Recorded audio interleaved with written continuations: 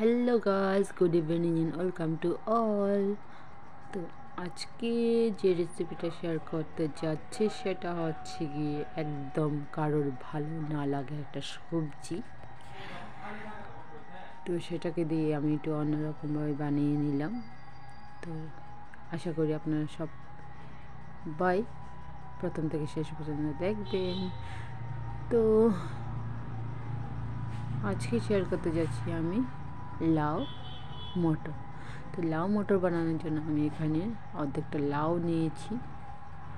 এটা কিন্তু গাছের লাউ, একদম বাজারে কিনা নয়, টাটকা। তো এটাকে আমি এভাবে টুকরো টুকরো করে নিয়েছি। এবার ছিলে নিচ্ছি। তো এবার ছিলে নিয়ে এবার ধুয়ে নিলাম। এবার লাউগুলোকে গ্রেট করে নিয়ে নিলাম।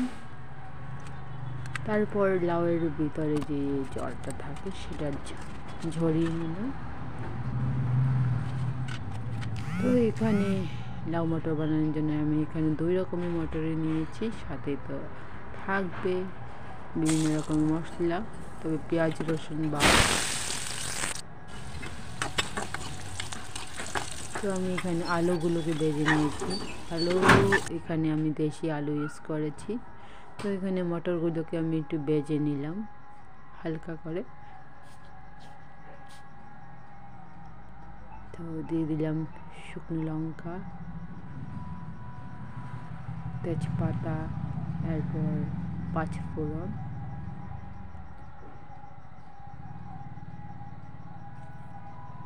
তো এরপরে অ্যাড করে দিলাম আদা, হলুদের গুঁড়ো, জিরে ধনের গুঁড়ো আর লঙ্কার গুঁড়ো। তো এটাকে ভালোভাবে একটু ভেজে নিয়ে লবণ অ্যাড করে নিয়ে নিলাম।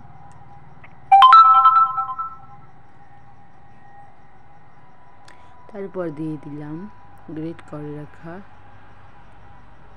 লাউ। তো এটাকে একদম ভালো করে রান্না করে নিতে হবে, একদম জলটা যেন শুকিয়ে যায়।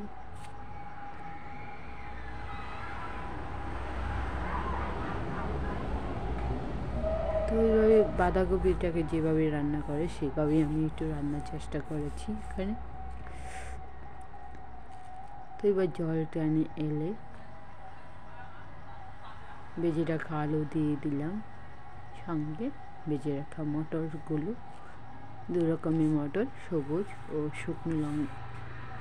শুকনো যে মটর থাকে সেগুলো এখানে ইউজ করেছি।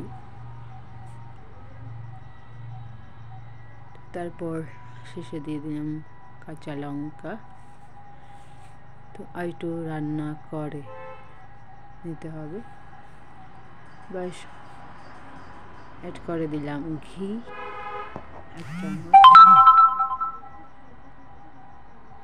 আর একটু নাড়াচাড়া করে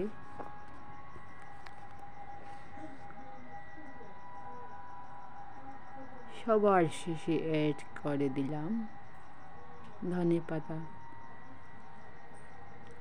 তো আমার লাউ মটর তৈরি। কেমন লাগলো জানাবেন। ভালো লাগলে লাইক শেয়ার কমেন্ট করতে বলবেন না। অবশ্যই ফলো করে দেবেন এরকম নতুন নতুন রেসিপি পেতে। তো দেখা হচ্ছে নেক্সট ভিডিওতে। Thanks for watching.